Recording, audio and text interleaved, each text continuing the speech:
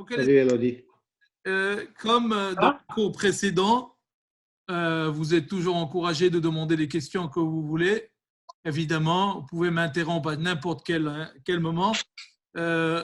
Dont, on avait prévu aujourd'hui de discuter peut-être un des concepts les plus profonds qui se trouve dans l'étude de la Kabbalah, c'est-à-dire dans les écritures louraniques de Rabbi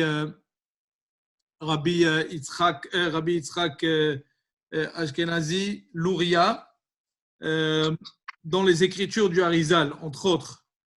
Et dans le Tzimtzum, on va commencer avec des éléments évidemment, et on va essayer de voir comment ça s'applique aussi dans la vie de tous les jours, parce qu'évidemment,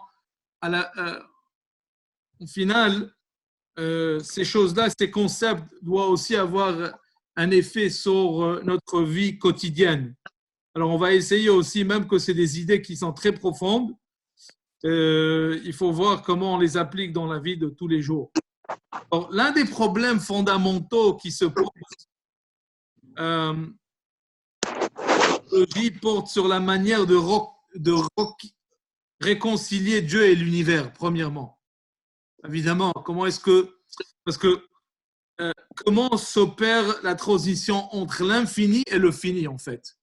Ça, c'est vraiment l'idée du Tzimtzum. L'idée de la contraction, c'est vraiment, ça explique une idée très profonde, mais en même temps, ça répond à une question qui nous semble contradictoire. Comment est-ce qu'on explique l'infini? Comment est-ce qu'un monde, entre autres, comment est-ce qu'un monde fini peut être créé de quelque chose qui est infini?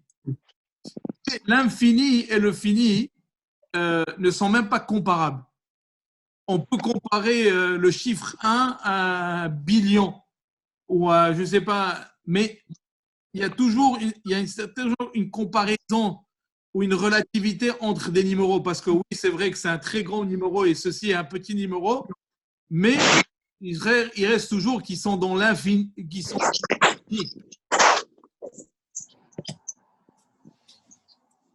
tandis que quand on parle de l'infini et du fini, c'est même pas on parle de deux différents univers. Et donc, comment est-ce qu'on s'opère cette transition entre l'infini et le fini? Entre l'intelligence pure et la matière, par exemple. Entre l'unité absolue du Créateur et les multiples facettes de la création. Première question. De plus, de quelle manière établir le lien entre la création divine, l'apparition de l'univers et de ses diverses composantes, et la perfection absolue et l'éternel de Dieu? Comme on le décrit dans le passouk de Malachi, moi l'éternel, je n'ai pas changé. Comment est-ce que ça pourrait être? Comment est-ce que c'est possible? Si Dieu il a créé le monde, il y a quelque chose qui a changé. Il y a des dimensions où Dieu il se révèle, il y a des dimensions où Dieu il ne se révèle pas. Et donc, de fait, les différents concepts définis par la Kabbalah ont pour objet de répondre à cette question. C'est ça, en fait, cette idée du Tzimtzum qui veut nous expliquer. Est-ce que les questions sont claires, les amis, avant que je puisse un petit peu aborder sur ça?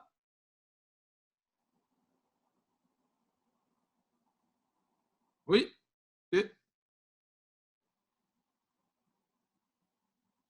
Ok. La création est bien souvent présentée comme une théorie de l'émanation. Oui? Et ce que je veux dire pour ça, c'est, si on veut, ça prend des étapes. Une étape du création. Avant, le Harizal, quand il explique l'idée du Tzimtzum, en fait, il répond à une autre question aussi qui est très, très fondamentale. Qu'est-ce qu'il y avait avant que le monde a été créé? Dans la prière de tous les jours, on dit « Ani Rishon v'ani Acharon ». Je suis avant que le monde a été créé, je serai là après que le monde a été créé. On dit aussi Ani kodem shenivra olam, ani achar shenivra olam, et non juste ça, ani veshmi. Ça veut dire que Dieu, il a créé même la lumière, ce qu'on appelle dans les écritures du Harizal, la lumière qui s'appelle Or En Sof, en fait, est une création. Parce que quand on parle d'un monde avant qu'il y a une création, et quand je parle d'un monde, les amis, on ne parle pas d'un monde matériel. Bien avant qu'il y ait un monde matériel, quand on le reconnaît maintenant ici, le monde dans lequel on existe, il y a plusieurs enchaînements de mondes, si on veut. Le mot olam en hébreu, qui veut dire monde, un monde, olam, vient du mot elem. La racine du mot c'est elem. Aïn lamed mem.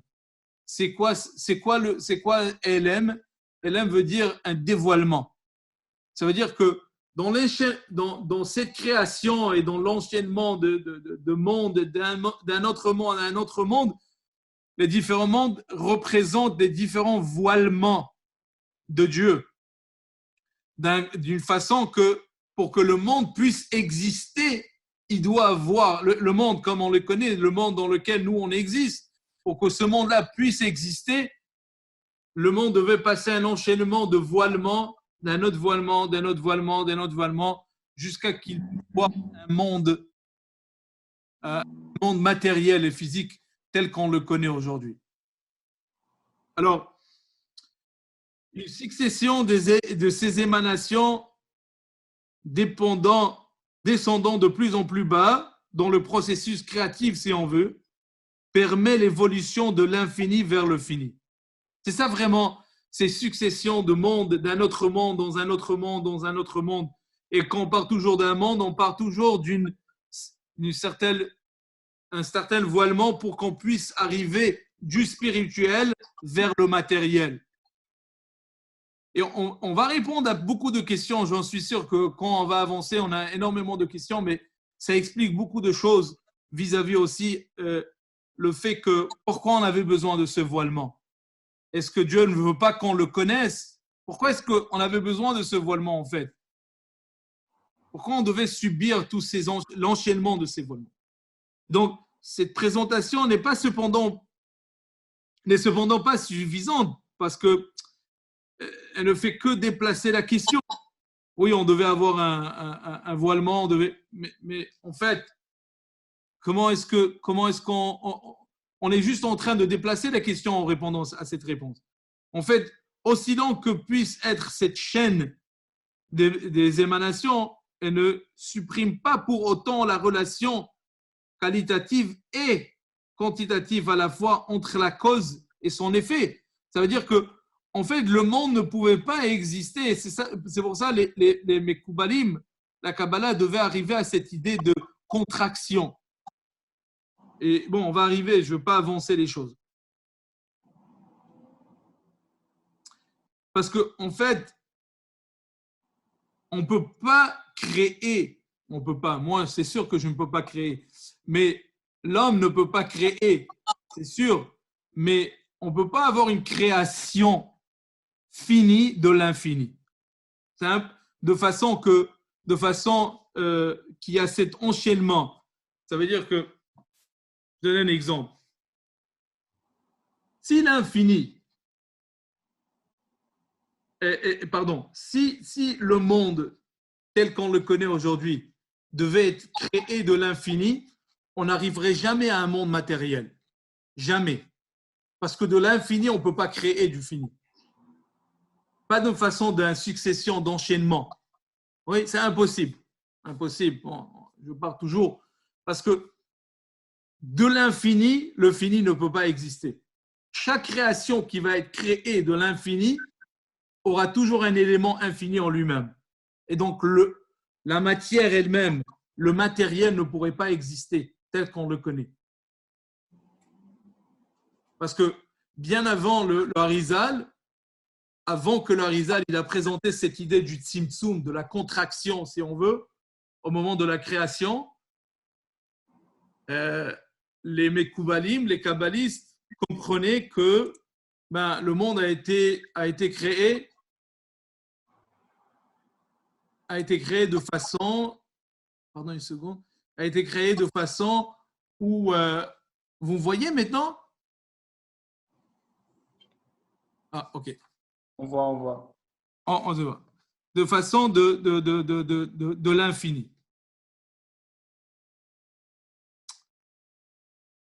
Alors, je citais quelque chose ici. Je vais essayer de traduire un paragraphe ou deux du livre du Harizal et qui explique justement cette idée. Et il dit comme ça. Revenons au point qu'on a commencé, car il dit comme ça, les maillons d'une chaîne imbriqués les uns dans les autres préservent bien la relation entre le premier et le dernier maillon. Aussi long que cette chaîne puisse être, et il en serait de même si le processus créatif était limité à une relation de cause et effet. Parce que la chaîne elle-même, même qu'il y a des milliers de maillons, etc., ça ne changerait pas le fait que le dernier aura toujours une relation au premier. En l'occurrence, le premier maillon de la création est l'infini de Dieu, et ce caractère devrait donc être conservé jusqu'à la fin du processus, comme j'ai expliqué. Et donc, de l'infini, autant qu'il y a des émanations et des enchaînements, on ne pourrait jamais avoir une création du fini, de la matière. Il en résulte, il explique le Harizal, que si les étapes successives de la création étaient liées entre elles par une relation de cause et effet, le monde ne pourrait pas être celui que nous connaissons, dit le Harizal. Limité et fini. Bien plus, il ne pourrait même pas être le monde futur spirituel, ni même le jardin de Gan Eden, ou les âmes elles-mêmes. Et donc, de l'infini, de cette infinitude de Dieu, si on veut, de Dieu Or En Sof, le fini ne peut jamais exister. Parce que même le Gan Eden, ou même le monde des anges ou des Neshamot, lui aussi, il est comparé à Dieu, il est fini, il est limité. Dans un processus progressif et causal, l'effet dérive de la cause par rapport à laquelle il est insignifiant. En conséquence, de nombreuses contractions ne sont pas suffisantes pour obtenir, à partir de la spiritualité, dit le Harizal, ou de l'intelligence abstraite, une matière aussi concrète que la terre, pas plus, du reste, qu'une matière plus affinée, comme par exemple celle des anges. Il en découle que ce monde n'est pas le résultat d'un processus régi par une relation de cause et effet. Comme l'avait dit le Ramak, les kabbalistes avant le Harizal, qu'ils ont justement expliqué que le monde matériel tel qu'il est devant nous aujourd'hui a été créé de cette manière, de cause et effet. De fait, le Tout-Puissant le créa ex nihilo, non pas de manière progressive, mais au moyen d'un bond en avant.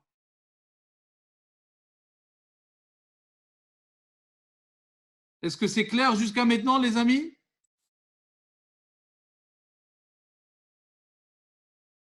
Coussa. Ok. Est-ce qu'il y a quelque chose que je pourrais aborder plus pour que... Je ne vois pas qui parle, alors C'est Vito. Ah, Vito, vas-y, frérot. Ouais. Désolé, j'ai pris le cours un petit peu en retard, donc j'ai fini de travailler un petit peu tard, donc j'ai pas compris le début, donc j'ai pas bien compris la relation entre l'infini et le fini.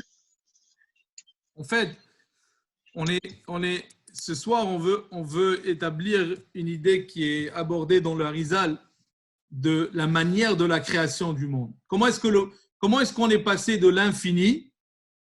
Si on dit que le Harizal, il dit, et c'est cette idée-là qu'on va aborder, l'idée de la contraction.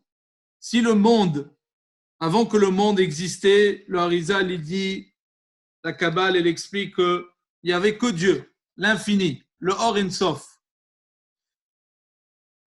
Très bien. Comment on est passé de l'infini au fini, à la matière? Quel était le processus? Comment est-ce que Dieu il a créé, façon de parler, bon, Dieu il peut tout faire, c'est sûr, mais la nature de l'infini ne donne pas de la place au fini. Le fini ne peut pas exister, façon de parler, de l'infini. Si la source, je vais juste finir. Si la source de tout ce monde vient de Dieu, vient de l'infini, donc le monde ne pourrait pas exister tel qu'on le connaît maintenant, comme ça devant nous. La matière. Alors, quand Dieu il a créé le monde du néant, oui, comment est-ce qu'il a créé du néant? Est-ce qu'il a créé du néant du fait qu'il a de cause et effet? Par étapes, ça veut dire que d'une autre dimension, Dieu il s'est voilé, il s'est voilé, il s'est voilé, il s'est voilé, il s'est voilé, il s'est voilé, il s'est voilé, jusqu'à que ce monde existe, jusqu'à que ce monde matériel existe.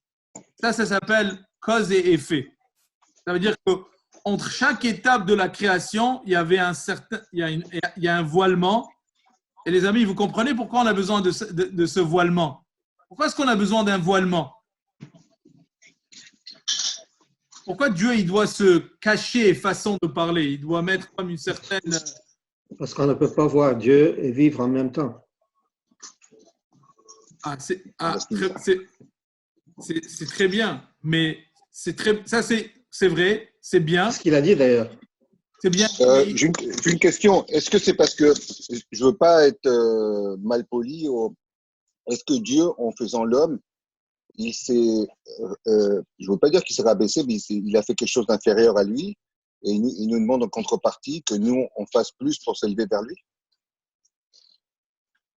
Oui, il y a quelque chose dans ce que vous dites, mais je vais juste revenir à ce point parce que quand on parle, regarde, juste revenir et bien établir quelque chose. À cette étape du cours et de nos cours, on ne parle même pas encore du monde, de ce monde-là.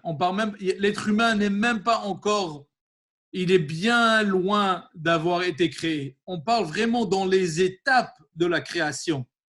Ça veut dire avant qu'on est arrivé à un monde matériel, le monde dans lequel on vit, il y avait des étapes. Et ces étapes-là, c'est ça qu'est-ce qu'on veut aborder ce soir. Quand on parle des étapes, ça veut dire que la contraction, c'est quoi une contraction? Ça veut dire que Dieu, il devait se cacher. Pourquoi est-ce que Dieu doit se cacher? Parce que tant que Dieu, il se dévoile, il existe, il est présent, il n'y a pas de place à aucune autre existence à part lui. Dieu, c'est l'unité de Dieu, c'est l'infinitude, l'omniprésence de Dieu. Et donc, quand il y a un dévoilement, une présence de Dieu dans sa plénitude, dans son infini, il n'y a rien d'autre qui peut exister. Il y a juste lui. Et donc, pour que le monde existe, Dieu doit se cacher. Dieu doit se voiler. Il doit bon, je ne vais pas arriver encore, on va parler de cette idée de Tzimtzum Tzum, mais dans cette idée de Dieu, je ne veux pas employer des mots qui vont être mal compris, mais Dieu, il est égoïste. Il n'y a rien qui peut exister à part lui. C'est juste lui. Et donc, quand il est là, quand il est présent, c'est comme, je vais vous donner une parabole. Et c'est une parabole qui est pour nous peut-être pas trop facile à comprendre, parce que on ne comprend pas c'est quoi un roi. Au XVIe siècle, ou au XIVe siècle, au XVe siècle, si le roi vous appelait au palais, croyez-moi que vous étiez en train de trembler. Parce que le roi, il pouvait faire de vous ce qu'il voulait. Aujourd'hui, on n'a pas ce concept. Aujourd'hui, on a des lois, etc. Même le président vous appelle de venir au Parlement, vous pouvez lui dire refuser. Mais d'être devant un roi, ce n'était pas ça.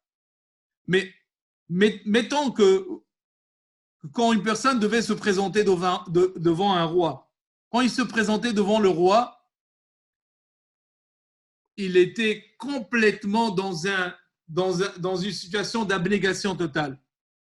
Il était quasiment non existant parce que devant le roi, il n'y a que le roi, il n'y a personne d'autre. Il n'y a pas une autre entité ou il n'a pas une autre existence à part celle du roi lui-même.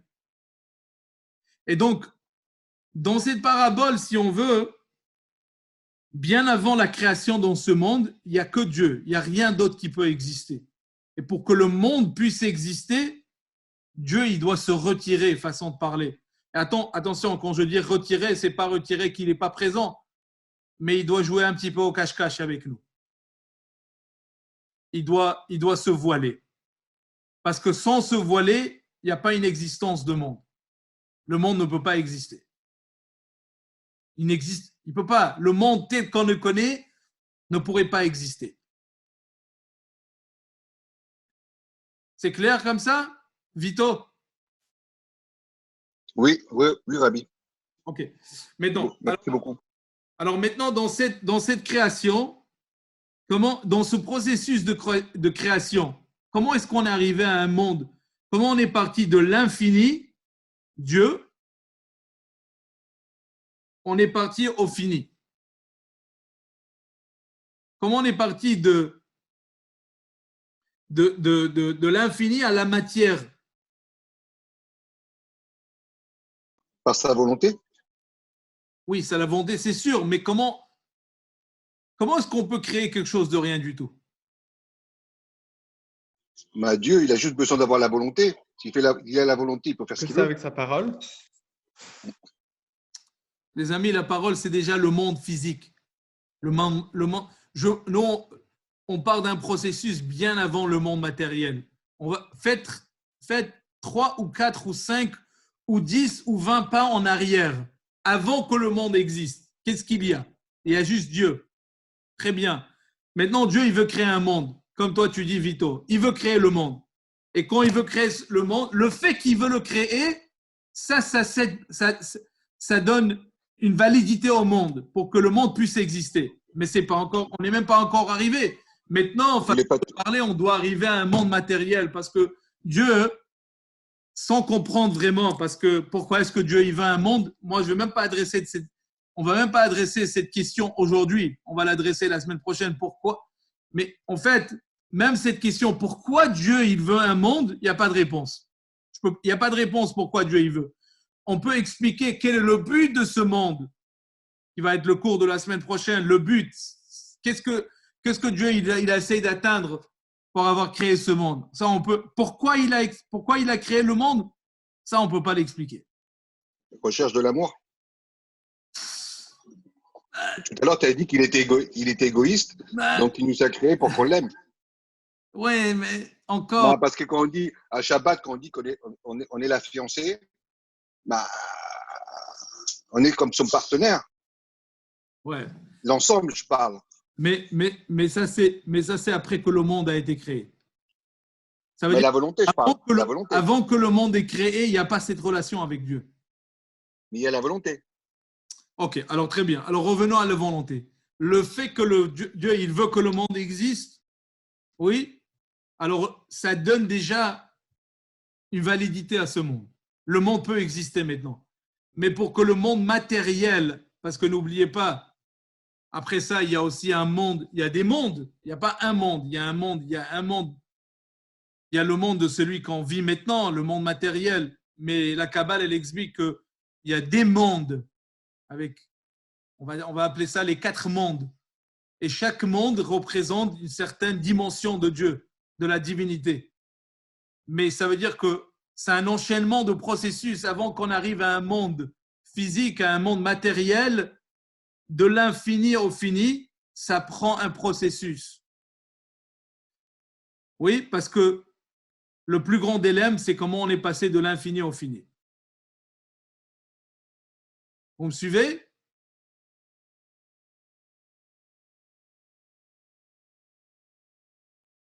Élodie, tu as levé Tout à fait, oui. Non, c'est parfait. C'est bon. C'est bon? Ouais, parfait. Alors maintenant, ce processus, comment est-ce que ça a pris place? Alors, les Mekoubalim avant, je reviens au point, les Mekoubalim avant le Harizal, ils ont dit, mais c'est très simple. On est passé de l'infini au fini par des voilements, des étapes de voilement. Dieu, il s'est voilé encore plus, encore plus, encore plus, encore plus, de cause et effet, cause et effet, cause et effet, cause et effet, jusqu'à ce que ce monde matériel puisse exister. Vient le Harizal, il dit c'est impossible. C'est impossible. On ne peut pas avoir un monde comme ça. Parce qu'on ne peut pas passer de l'infini au fini. Par un moyen de cause et effet, on ne peut jamais arriver à avoir un monde matériel de l'infini. Parce que le monde matériel, c'est le fini.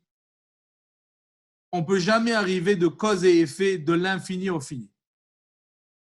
C'est impossible. Alors, comment est-ce que...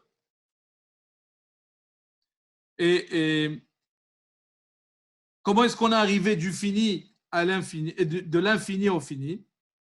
Et il explique comme ça. Je reprends un petit peu les paroles du Harizal. J'essaie de traduire le meilleur parce qu'il n'y a pas vraiment une très bonne traduction de ce livre-là du Harizal. L'existence finie en apparence étrangère à la divinité prend forme lorsque l'émanation de Dieu réalise ce bond en avant que la Kabbalah appelle Diloug et Kfitza. Celui-ci introduit une rupture dans le processus progressif et instaure une immense différence entre la cause et l'effet. Il constitue ainsi, à proprement parler, l'acte de la création.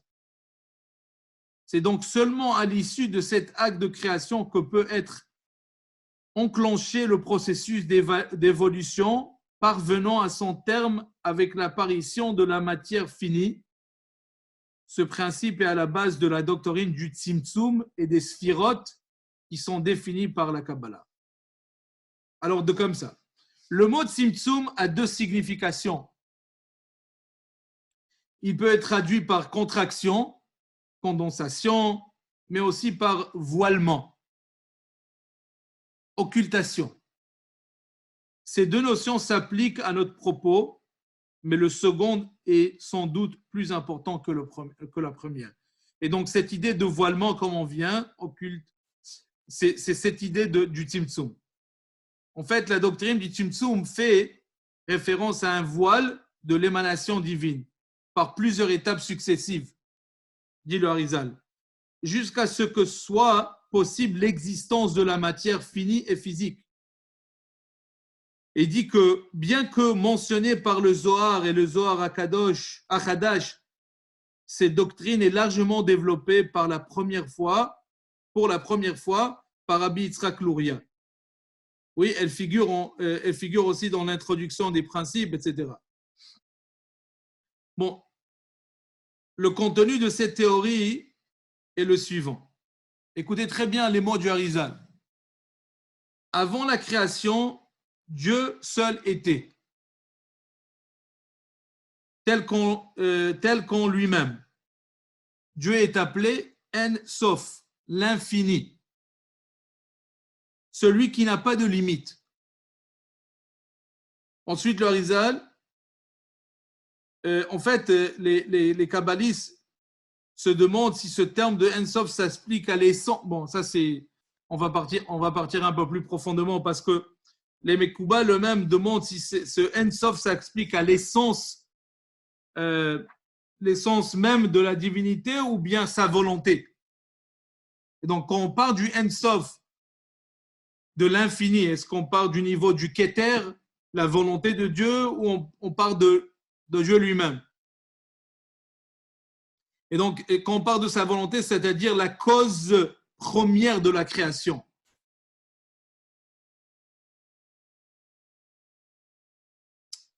En fait, Dieu, en sa coin, ne peut être défini et l'on ne peut pas donc lui appliquer aucun qualificatif, dit Rabbi Yitzhak Luria.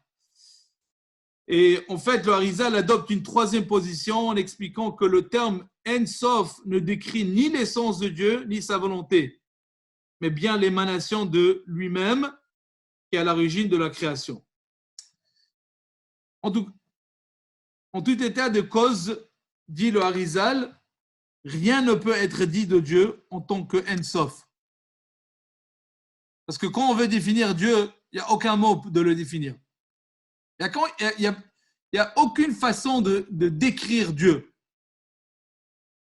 Quand on commence à... Prenez par exemple, les amis, les différents noms de Dieu qui sont rapportés dans la Torah. Oui, le Shem Havaya, le Shem Elohim, tous ces différents noms. Est-ce qu'on peut comprendre ces idées-là? Oui, c'est déjà un nom, mais c'est déjà plus l'essence de Dieu. Parce que le nom de Dieu, par définition, c'est déjà... Non, pardon. Un nom, par définition, c'est quoi? Quand on parle déjà comment une personne elle a une relation avec une autre personne. Ou Dieu. Mais c'est après qu'il y a un monde qui est créé. Mais quand on parle de l'essence de Dieu lui-même, il n'y a aucun mot qui peut le définir.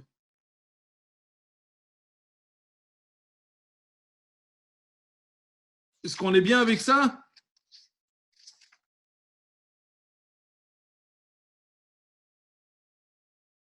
Parfait.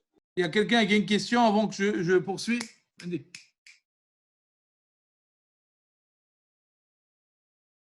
Une petite seconde, les amis, je vais aller chercher, je vais faire un share screen avec vous juste pour vous montrer quelque chose.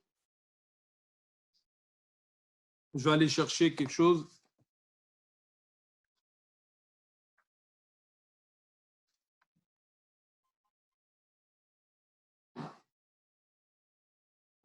Voilà, une seconde. Pardon.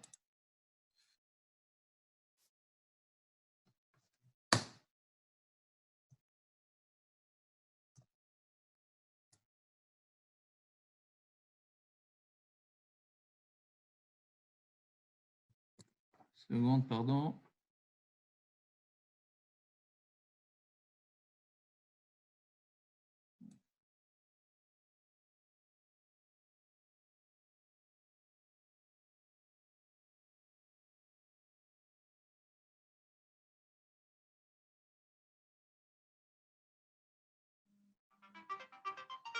Vous voyez l'image, les amis? Le Ensof. Le Ensof.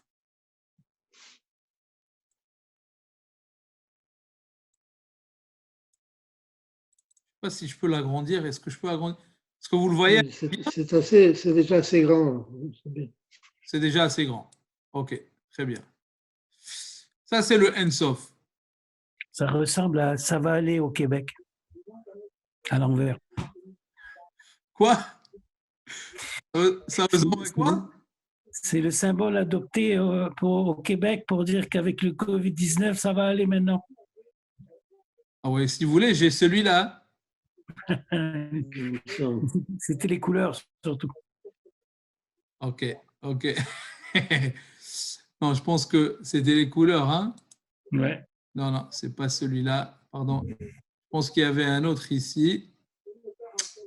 Il y avait un autre que je ne voulais pas. Ah, c'était celui-là. OK, c'était bien celui-là. OK. Très bien. Alors, quand on regarde ce Ensof, OK? Ça, c'est en fait, le Ensof ici, c'est l'infini. Et donc, le Harizal, il dit que le moment que Dieu il veut créer le monde, qu'est-ce qu'il fait? Il prend le Or Ensof. Maintenant, rappelez-vous très bien, les amis, la semaine passée, on a parlé de cette idée du Or. Oui? Oui. Et quoi exactement le Or? Ça voulait définir quoi? La lumière de Dieu, c'était quoi? Si vous vous rappelez, la semaine passée, c'est le dévoilement de Dieu. Alors, quand on parle du Or Ensof, c'est la volonté de Dieu qui veut être réalisée dans ce monde, qui veut se dévoiler dans ce monde. Ça, c'est le Or Ensof. Et donc, dans ce Or Ensof, quand Dieu veut se dévoiler, il veut avoir un monde, il crée un espace Vous voyez cet espace juste là? OK. Est-ce que vous voyez ma souris elle-même aussi ou? Oui, oui. Et on C'est voit la comme souris. un rayon de lumière. OK, un rayon de lumière. Maintenant, pourquoi dans un cercle, les amis? C'est le. Pourquoi est-ce que ce dessin-là, il est dans un cercle? Ça ressemble à un œil. Mais qu'est-ce que représente pour vous? Est-ce que c'est parce que le monde est Le sphérique? monde. Le monde? Oui, mais pourquoi une forme d'un cercle? Parce qu'un cercle se ferme sur lui-même. Je pense qu'Elodie voulait le cercle se ferme sur lui-même. Et alors? C'est infini. L'infini. Le cercle, c'est l'infini. Oui. Et donc, avant que le monde est créé, il n'y a que l'infini, on l'avait dit. Mais pour que l'infini rentre, si on veut parler, pour qu'il y ait une certaine rupture entre cet infini, quand il y a une seule existence, il y a juste Dieu. Et donc, pour qu'il puisse avoir quelque chose qui existe, Dieu façon de parler, doit se limiter. Il doit enlever son Ensof et il doit faire rentrer dans cette petite rupture une petite lumière. Et donc, parce que ça veut dire que le Ensof, il ne se dévoile pas dans ce monde. Il y a juste un rayon du Ensof, ce que les Mekoubalim et ce que l'Arizal appelle le Or Akav. Parce que Kav veut dire une ligne. Donc, le cercle représente l'infini, tandis que la ligne à l'intérieur représente les différentes étapes de la création. Parce qu'une ligne, elle a une fin, elle a un début et elle a une fin. Et donc, ce début et cette fin nous parlent de cette création limitée. Quand on parle les midot, les sphirotes, le orakav, qui est la source et la racine de tous ces midot, pour que le monde puisse exister, ça doit passer par des étapes. Des étapes où l'infini va être de plus en plus à chaque étape voilé, de plus à chaque étape, jusqu'à qu'au milieu, oui, au milieu de cette création, juste au milieu, ça c'est notre monde. Et en fait, je voulais trouver une autre image où il y a, qui représente les mondes, parce qu'ici on amène, comme vous voyez, il y a les sphirotes, il y a ce qui est représenté les sphirotes, les 10 émanations de Dieu, mais il y a aussi les 4 mondes. Alors, permettez-moi juste une petite seconde de trouver cette image parce que je pense que c'est important de vraiment. Alors, mais s'il y a quelqu'un qui a une question juste avant, entre-temps, quand je cherche cette image, s'il vous plaît, allez-y.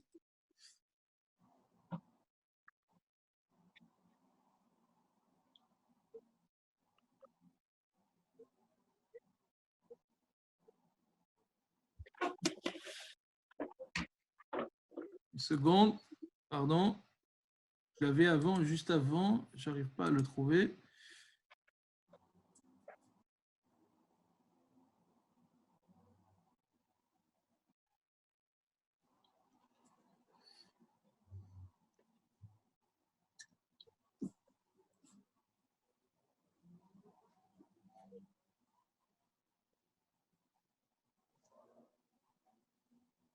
Vito, Oui, tout est clair? très clair. Merci. Je n'arrive pas.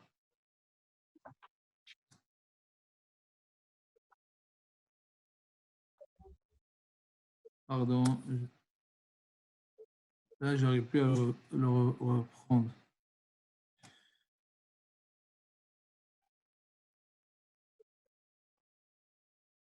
C'est ça. Non. J'ai perdu l'image. Je l'avais avec moi et je n'arrive pas à le retrouver.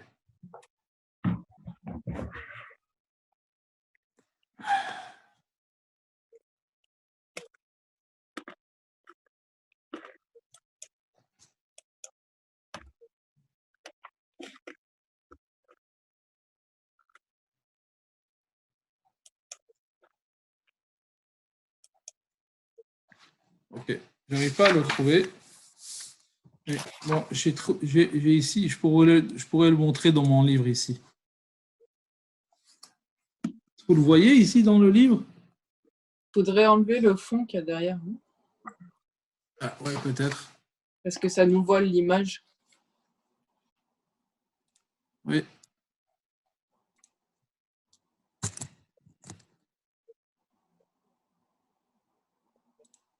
Ok. Là, c'est bon. Vous voyez? C'est un peu comme l'image que nous avions tout à l'heure. Oui, mais sauf que dans l'image qu'on avait tout à l'heure, Ici, il y en a juste 4 au lieu d'avoir 10. c'est ça. Parce que, en fait, l'image qu'on avait tout à l'heure était juste la rupture, si on veut, cette contraction avec le Horakav. Mais ici, là, vous voyez déjà les 4 mondes. Au centre, ici, c'est notre monde à nous, le Olam HaAsiya. Alors, un monde à Hatzilut, Bria, Yetzira et Asiya. Ce qu'on appelle les 4 mondes. Les mondes de l'émanation, Hatzilut, émanation, Bria, le monde de la création, Yetzira, le monde de la formation, et Olam HaAsiya, le monde matériel physique. Maintenant, alors pour arriver à ça, en fait, on devait passer par tous ces étapes pour qu'il puisse avoir un monde matériel et physique. Maintenant, mais pour que ce monde puisse exister, ça veut dire qu'il y a ces voilements, et qu'en final, c'est ce qui est assez étonnant selon le Harizal, c'est que ce qui se trouve, la présence divine ici dans ce monde qui se trouve est vraiment juste un rayon d'un rayon de Dieu. Ça veut dire qu'en fait, la création telle qu'on la connaît ici dans ce monde, ou si on veut la divinité de la façon qu'on le voit ici dans ce monde, est juste une petite rayon de Hakadosh Baruch Hu, de Dieu lui-même. Et alors, d'un côté, on va nous dire que pourquoi est-ce que Dieu est-ce qu'il y a vraiment un problème? Est-ce que Dieu ne veut pas se montrer à nous? Est-ce qu'il y a vraiment un voilement? Dieu ne veut pas être présent? C'est quoi l'idée? Il dit non, c'est exactement le contraire. Parce que On doit mériter. non, mais c'est pas juste doit mériter. Bien avant ça, avant qu'on existe, avant l'existence de l'être humain, il n'y a pas encore une existence à cette étape. Mais c'est pas juste qu'on doit mériter, c'est parce qu'en fait, le voilement permet le monde d'exister. Sans ce voilement, le monde ne peut pas exister. Et donc, c'est pas du fait que Dieu veut se cacher de nous, ne veut pas se réaliser, parce qu'on ne peut pas exister tant qu'il n'y a pas ce voilement. Le monde tel qu'on le connaît ne pourrait pas exister si Dieu ne se voilait pas avec nous. Et donc, ce n'est pas un acte de sévérité ou d'un voilement, parce que le voilement, on le reconnaît toujours, comme si c'était quelque chose de sévère, Dieu il n'est pas présent, etc. Mais au contraire, c'est un chesed, c'est un acte de bonté du fait que Dieu il a une contraction pour que le monde puisse exister. C'est un acte de bonté. Parce que sans ça, le monde tel qu'on le connaît ne pourrait pas être là, ne pourrait pas être présent.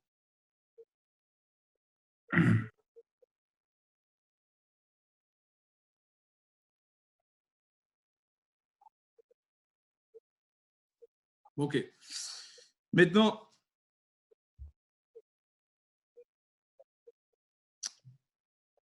après que le monde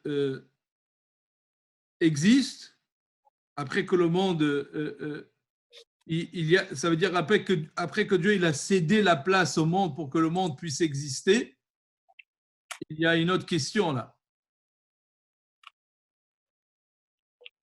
Il y a une autre question. C'est quoi l'autre question? Comment est-ce que Dieu il se dévoile? Parce qu'il y a deux choses maintenant qui est demandé. Est-ce que Dieu il veut qu'on le dévoile dans ce monde? Oui, il y a un voilement, mais il va avoir un dévoilement. Et ça, c'est au moment de Matan Torah. Ça veut dire que Dieu nous a donné cette capacité de dévoiler ou de faire apparaître dans le monde. Oui, il y a deux choses qui se sont faites au moment de Matan Torah. Ça nous permet, à travers l'étude de la Torah, à l'accomplissement de mitzvot, de faire descendre, ou façon de parler, descendre, ou de dévoiler Dieu dans le monde à travers la Torah et les mitzvot. Par l'exaction de bonté, par le simple étude de la Torah, on a une capacité, on a la possibilité de faire dévoiler Dieu dans ce monde à travers ses actions, à travers l'étude de la Torah et à travers et par l'accomplissement des mitzvot eux-mêmes. Et donc, ce qui change, c'est que avant que le monde ait été créé, avant que cette contraction, avant ce tzimtzum, il ne peut pas avoir une révélation du Ein Sof dans ce monde. Le monde, comme on vient d'expliquer, le monde ne peut pas exister sans cette contraction, sans ce voilement. Mais après que le monde existe, on peut avoir même une révélation du Ein Sof, de l'infini ici dans un monde. Et ça, c'est par l'accomplissement des Torah et des mitzvot. Ça, c'est accompli à travers les Torah et les mitzvot. Ce qui est un grand chidouche, parce qu'avant ça, il n'y a pas cette possibilité de ce dévoilement.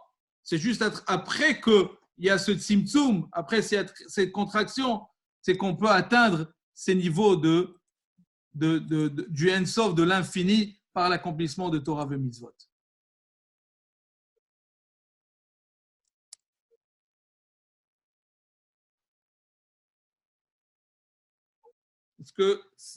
Est-ce qu'on a une question, les amis, avant que...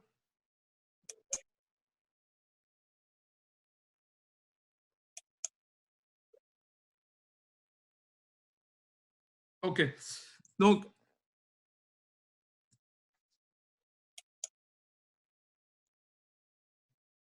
ok. Juste une autre petite chose. Maintenant, après que le monde est créé, et encore, les amis, il faut rester flotté, hein.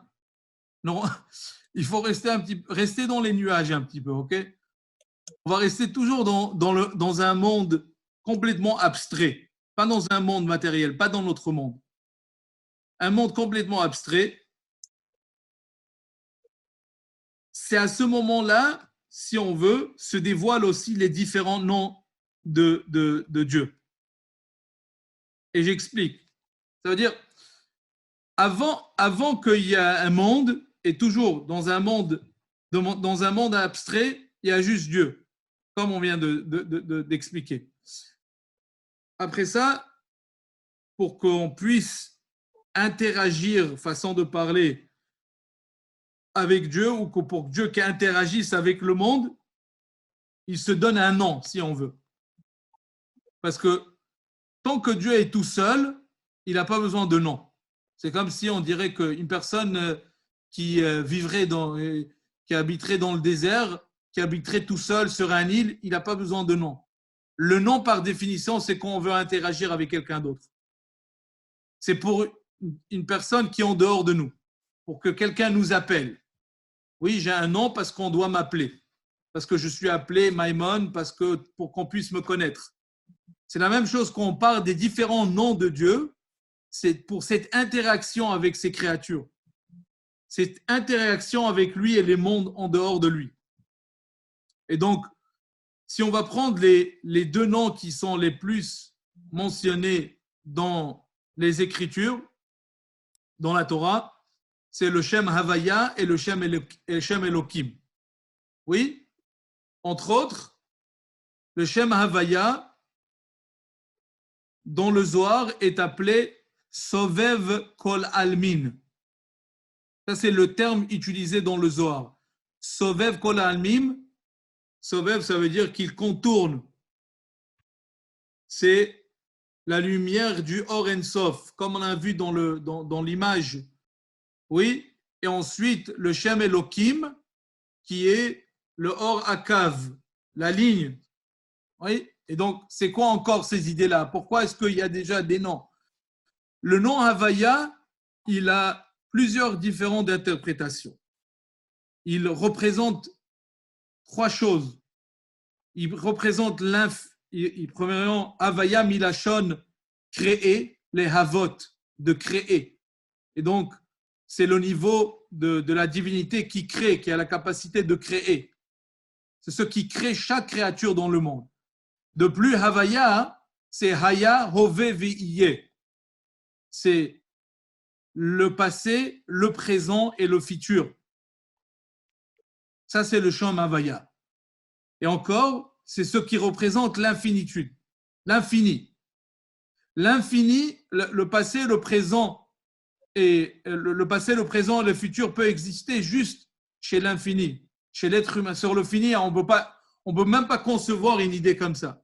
L'être humain ne peut pas concevoir l'idée où le passé, le présent et le futur peut exister simultanément. C'est impossible. Bon, peut-être, si on demande à Einstein, il pourrait nous dire que c'est possible.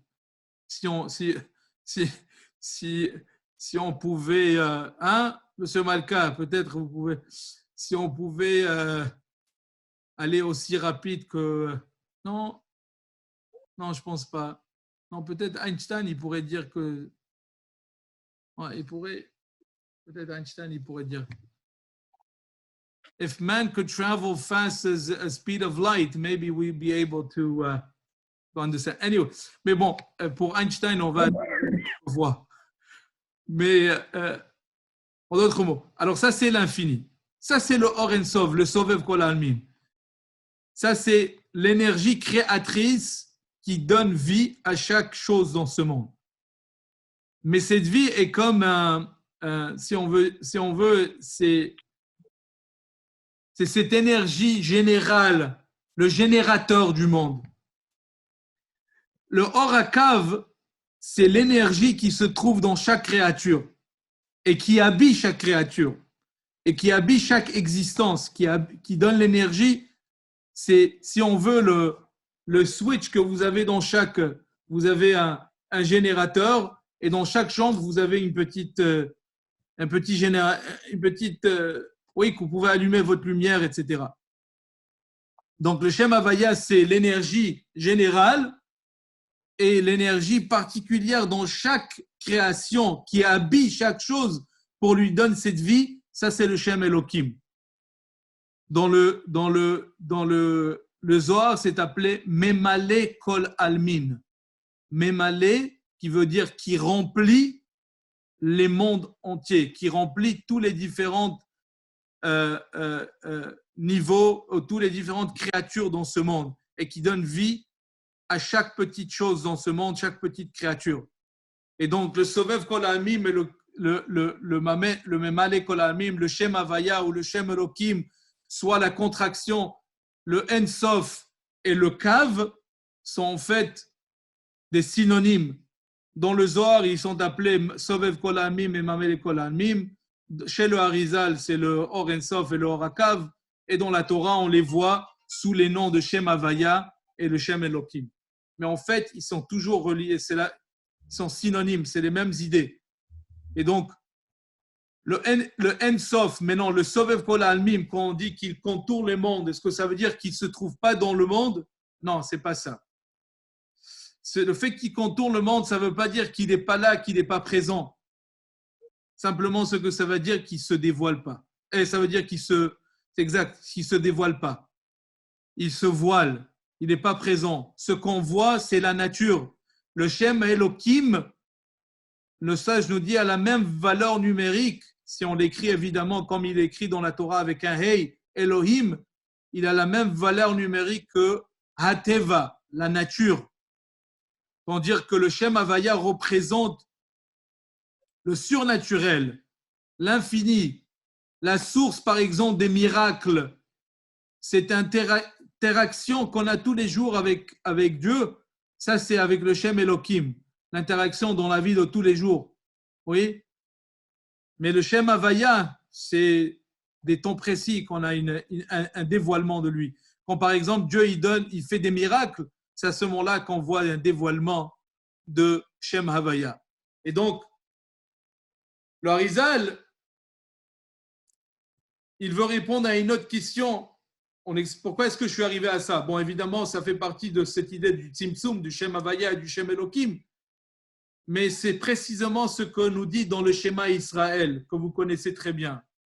Quand on dit Shema Israël, Hashem Elokeinu, Hashem Echad, qu'est-ce qu'on dit?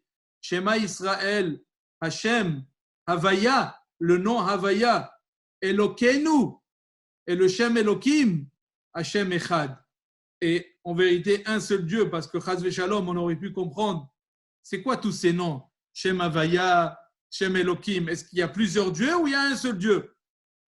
Les sages de la Kabbalah expliquent qu'il y a 72 noms de Dieu. Qu'est-ce que ça veut dire? Nous, on vient de parler que de 2.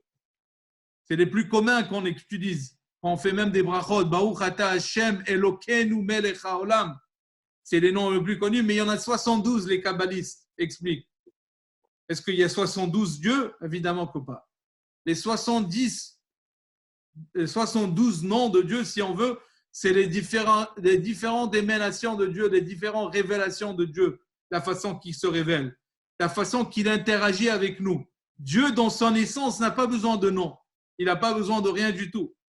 Mais de la façon qu'il interagit avec nous pour qu'on le comprenne, que nous, on puisse avoir une relation avec lui, c'est les différents noms que Dieu il a, les différentes émanations dans ce monde. Et donc, Dieu, il crée, avant qu'on arrive encore à un monde matériel, Dieu, il crée un monde de l'infini. Maintenant, je reviens à la première question qu'on a abordée au début du cours. On est passé de l'infini avec le fini, quand Dieu, façon de parler, il a pris la lumière de l'infini, il l'a mise de côté. Évidemment, façon de parler, de côté, il n'y a pas de côté encore. Il a mise de côté comme le Harizal. Quand le Harizal il dit quand il voulait créer le monde, il n'y avait que Dieu. Et il a créé un espace, dont il remplissait l'espace pour qu'il puisse créer un monde, pour qu'il puisse créer les mondes. Dieu s'est mis de côté, façon de parler.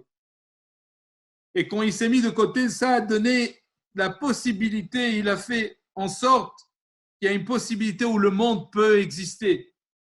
Et après qu'il s'est mis de côté, il a pris une étincelle de cet infini qui s'appelle le Horakav. Et il a fait une certaine ouverture pour que cette petite lumière du Or En Sof puisse se dévoiler dans ce monde, pour que le monde puisse exister.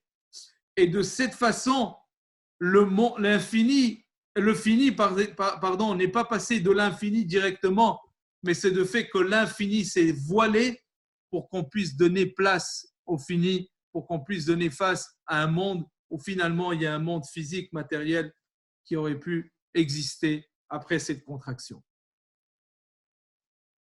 Ça, c'est le cours de ce soir, les amis, du Tzimtzum. La semaine prochaine, Bezrat Hashem, si vous avez des questions, on va passer aux questions. Mais la semaine prochaine, on va aborder le but de la création de ce monde. Parce qu'en fait, les amis, tous ces cours et ces introductions au monde de la Kabbale vont en vérité, on va aboutir à parler comment est-ce que pratiquement on les applique dans la vie de tous les jours, soit dans la médecine. Je vais donner des exemples, même dans la médecine, on va voir des idées dans la médecine où se trouvent des idées de Kabbalah, où la Kabbalah, bien avant que même la médecine moderne, elle a découvert certaines choses. La Kabbalah, dans le Zohar, c'est rapporté, soit même dans la psychologie, comment on applique les termes et les termes de la Kabbalah dans la vie quotidienne de tous les jours. Mais déjà, l'idée du Tzimtzum, c'est que chacun de nous, même dans des moments de réflexion, quand on réagit, la façon qu'on réagit et l'interaction avec des gens, avec notre vie quotidienne, des fois, même nous, dans notre monde, il faut qu'on crée un tzimtzum entre nous-mêmes, dans notre propre réflexion, pour qu'on puisse puisse créer notre propre réalité. Et donc, même dans la vie de tous les jours, cette idée du Tzimtzum est très pratique dans le sens que pour créer notre propre monde, créer notre propre réalité, et pour qu'on puisse laisser la lumière de cette divinité rentrer dans notre monde, on doit créer un espace, on doit créer un néant, on doit créer et céder la place pour Dieu, que la lumière de Dieu, elle rentre dans nous et qu'elle rentre et se dévoile de cette manière. Bon, alors on va arriver à ces cours-là. Et maintenant, on est en train de parler des thèmes qui sont les cours de base, si on veut, et les idées, les thèmes de base de la Kabbalah. La semaine prochaine, on va aborder le but de la création du monde, où on va trouver le Zohar qu'il rapporte. Il va rapporter une opinion de c'était quoi le but de la création. On va voir dans le Harizal qu'il y a au moins 2 différentes raisons, et une 4e peut-être dans le Ramchal, et même chez le Baal HaTanya, qu'il rapporte quels étaient le but de la création. Et je mets une petite nuance. On ne va pas aborder pourquoi le monde a été créé, parce que pour ça, je n'ai pas une réponse. Honnêtement, pour le pourquoi, je n'ai pas. Mais le but, ça, le Zohar et le Harizal abordent beaucoup. On va essayer de aussi comparer à certaines différentes études et écoles de Kabbalah, soit le Ramchal et le Baal HaTanya. Et ça va être la semaine prochaine, Be'ezrat Hashem.